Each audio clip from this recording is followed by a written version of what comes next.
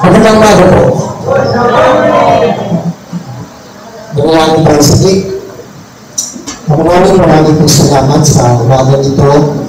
Minsan pa kami ay pinipon sa pangalan ng iyong anak na si Jesus. Maraming po salamat dahil ang iyong mga salita ay buhay. At ang iyong spirito ay patuloy na nangungusap sa aming mga puso at sa aming mga buhay.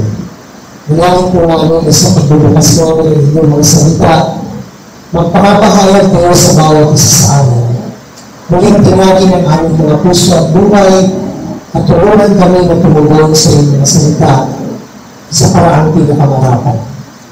Nagkakatiwala po namin sa iyo ang salito, maluwalhati ka sa bawat bahagi ng aming patitipon sa pangalan ni Jesus.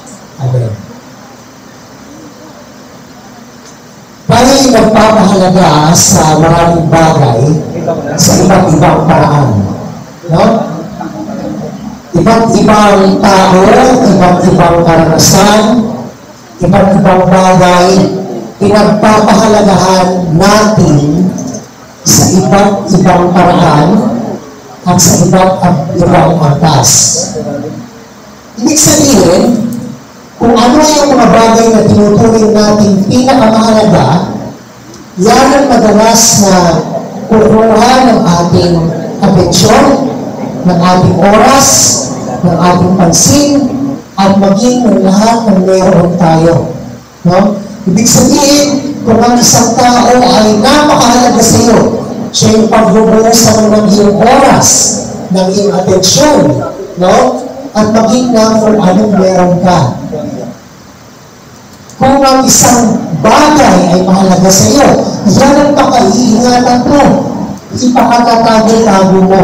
Pakakatiyakin mo na laging bigkas at hindi mawawala sa iyo.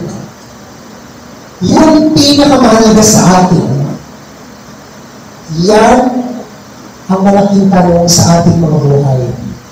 Ano yung pinakamahalaga sa iyo? Ano ang pinagpapahalagahan mo sa buhay mo sa oras na ito?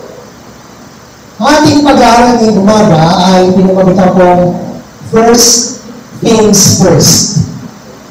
First things first.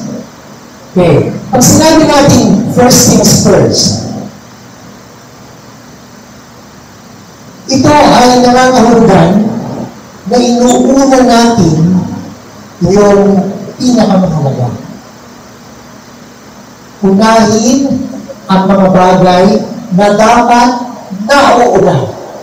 Unahin ang mga bagay na pinakamahalaga sa ating mga buhay.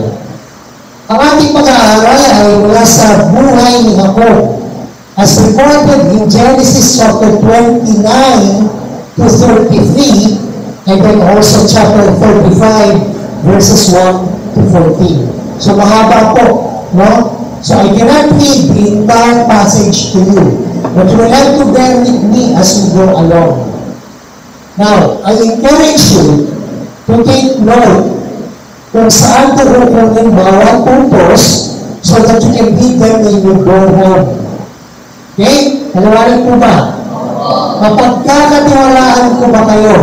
Nababasahin nyo maski sa mga bahay ninyo buong mga talata.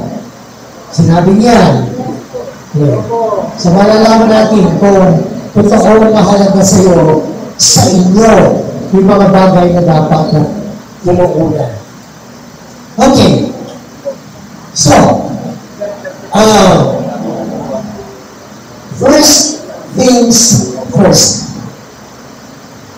When we say first things first, we talk about things that should be done or dealt with before anything else because they are most important. Huwag kalimutan yan. Huwag kalimutan yan. Huh? Ngayon, mga kapatid, pag sinabi natin first things first, makikita natin na sa buhay ni Jacob, yung mga bagay na dapat nauna, eventually, ay natutuhan niyang pagpahalagahan. At halinawa, pag nakita natin ito na karaniwan sa buhay ni ako, matutunan tayo pahalagahan yung mga bagay na pinakamahalaga dapat sa buhay na ito. Okay. Let's jump to Genesis 29, verses 14b to 30. This leads us to our first point. Number 1, the value of hard work and perseverance. Yung halaga ng pagtatrabaho at pagpupunyagi o pagpupursigi sa buhay. Makinig po tayo. Sa bahagi nito ng kasaysayan ng buhay ni Jacob, no? Natatandaan ninyo siya'y tumakas mula sa kanyang kapatid na si Iso dahil niloko niya si Iso, ninakaw niya yung karapatan nito bilang panganay at ninakaw niya rin yung blessing ng kanyang amang si Isaac mula dapat ay para kay Iso, kinuha niya yun. No? So ano ang nangyari? Pumunta siya sa lupain ng kanyang ina. At doon ay nakakilala siya ng isang dalaga na nag-iigib sa isang balon. No? At ang pangalan nitong dalagang ito ay si Rachel. No, si Rachel ay actually kamag-anak niya. No? Sapagkat yung tatay ni Rachel ay kapatid ng kanyang ina. So, pinsan niya si Rachel. Namari din yung tatanong, bakit kung gano'n? Nagpagustuhan sila, magpinsan sila. Pero yung panahon yun, hindi pa po pinagbabawal yung pagkakaroon ng kaugnayan sa mga kamag-anak. If I'm not mistaken, meron ba lawyer dito?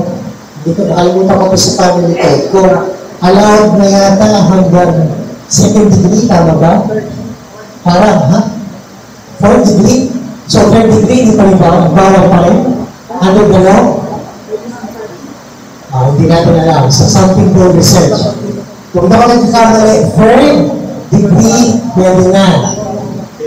Pero kung parang yun, magpinsang buhok, allowed.